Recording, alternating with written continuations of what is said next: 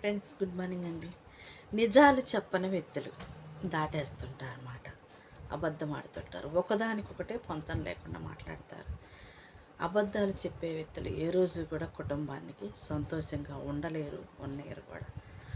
అబద్ధాలు ఆడేవాళ్ళు ఎదుటి వ్యక్తులతో సంబంధాలు పెట్టుకొని పక్క వాళ్ళతో తిరుగుబోతులుగా, తాగుబోతులుగా, మోసంగా ఉండేవాళ్ళు ఏ మనిషి కూడా నిజాయితీగా బ్రతకలేడు ఫ్రెండ్స్. చాలామంది చేసే తప్పు ఏంటంటే, నీకు వచ్చిన అదృష్టం కావచ్చు, కొంతమందికి లేని కుటుంబాలు నీకు దేవుడిచ్చిన అవకాశంగా నీ భార్య బిడ్డలు నీతో ఉంటే అహంకారంతోనూ గర్వంతోనూ అబద్ధాలాడు పొరుగు వాళ్ళ భార్యలతో సంబంధాలు పెట్టుకోను, లేదా అవకాశం ఉందగానే నీకున్న కుటుంబాన్ని కూలగొట్టుకుంటారు చాలామంది. మాట్లాడటానికి తప్పుగా ఉండొచ్చు, అనుభవించడానికి మాత్రం నరక వేదనగా ఉంటుంది ఫ్రెండ్స్. అది ఏ ఆడదానికైనా. సాటి భర్త ఎప్పుడైతే ద్రోహం చేస్తున్నా అనుకుంటారో ఆడది నరకమే అనుభవిస్తుంది. ఆ కుటుంబం ఎప్పుడు మనశ్శాంతిగా బ్రతకలేదు. గాయాలు కట్టేవాడే భర్త, కానీ గాయం చేసేవాడు భర్త కాదు ఫ్రెండ్స్. తల్లిదండ్రుల్ని మోసి కని పెంచిన వాళ్ళు వదులుకొని నిన్ను నమ్ముకొని నీ కాడికి వచ్చి నీ వంశాధారకులకి నీకు అందించి నీ బాధ్యతలు, నీ కష్టాలు, నీ నష్టాలు నీలో సగ భాగస్వామిగా ఉన్నప్పుడు తన బాధ్యతలు మర్చిపోయి, తన సుఖాలను వదిలేసి, తన సంతోషాలను వదిలేసి నీవే సర్వస్వం అనుకుని నమ్ముకునే భార్యని మోసం చేసి పొరుగు వాళ్ళ భార్యలతో శనికావేశాలతో చేసే తప్పులు ఎంత దారుణంగా ఉంటాయో ఒక్కసారి ఆలోచించుకోండి ఫ్రెండ్స్. అది భర్త కావచ్చు, భార్య కావచ్చు. గుండె భరాంచలేని కోత ఏదైనా ఉంది అంటే కనుక కట్టుకున్న భార్యను భర్త మోసం చేయటం, భర్తను భార్య మోసం చేయటం జీవితంలో అతిపెద్ద దారుణం ఫ్రెండ్స్. గాయాలు ఎలాంటివి అయినా కానీ మానుకోవచ్చు, కానీ కట్టుకున్న భార్యను మోసం చేసి పొరుగు వాళ్ళ భార్యలతో కులికిన అక్రమ సంబంధాలు ప్రతి క్షణం కూడా నువ్వు సచ్చిన తర్వాత కూడా ఏది ఇచ్చేది ఏదైనా ఉంది అంటే అలాంటి పాపాలే ఫ్రెండ్స్. ఎందుకు? నీ పిల్లలు అసహించుకుంటారు, నీ భార్య అసహించుకుంటారు. తిరుగుబోతుగా, తాగుబోతుగా ఉన్నప్పుడు, నువ్వు ఒంటరితనంగా ఉన్నప్పుడు నువ్వు ఎలా బ్రతికినా నిన్ను అడిగేవాళ్ళు అంటారు.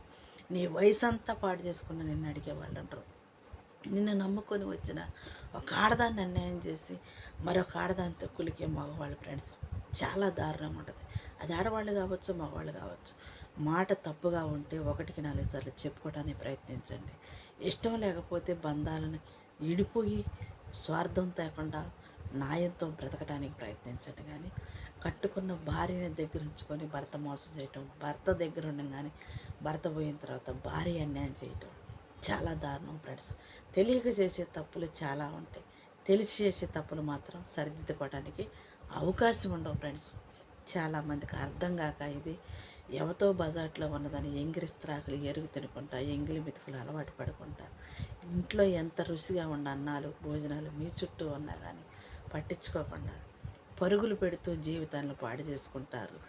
ఫ్రెండ్స్ అని, స్నేహితులని తాగుడికి తిరుగుడికి అలవాటై కుటుంబాలని గాయపరుచుకుంటూ, భార్యలను అవమానించుకుంటూ, అనుమానించుకుంటూ, నిందిస్తూ, ఏదిస్తూ పొరుగు వాళ్ళ మాటలతో చాలామంది కుటుంబాలని బానిసలుగా మార్చుకోవాలని చూస్తారు. కానీ కొన్ని కుటుంబాలు ఇరిగిపోతే, కొన్ని కుటుంబాలు పోనీలే అని చెప్పి సర్దుకుపోతుంటారు.